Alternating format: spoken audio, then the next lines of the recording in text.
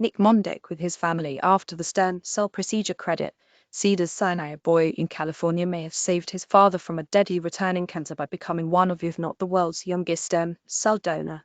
9-year-old Stephen Mondek from Torrance loves playing catch with his dad, Nick, who himself loves nothing more than being a father.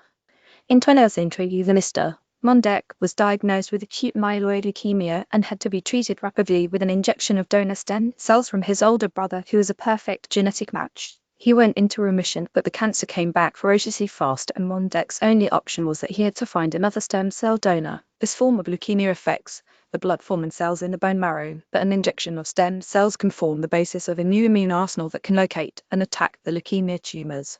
A search through the National Bone Marrow Registry failed to turn up a match, but remembering the case of a friend of his, Mondek went into Cedars-Sinai Cancer Center in April with a question to his doctors.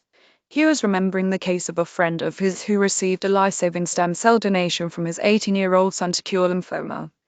As my doctor came in the room, I said, "Could a 9-year-old who's 70 pounds give us enough stem cells?"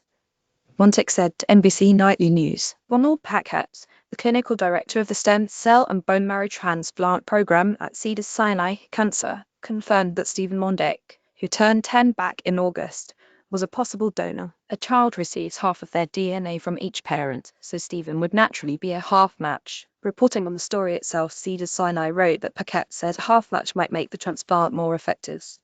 A half-matched immune system might more easily recognize and kill the cancer cells in Mondek's bone marrow, and transplants from younger donors tend to be most successful. The conversation with Stephen was pretty simple, Mondek said.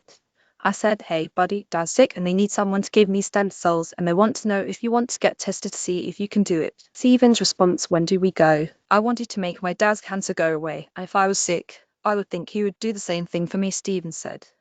Cancer being beaten. After childhood cancer diagnosis, donor bone marrow from little sister sends it into remission after confirming that Stephen was a suitable match. He had the procedure explained to him so that he could give his own informed consent before visiting Cedars-Sinai Children's Hospital for the donation that required general anesthesia.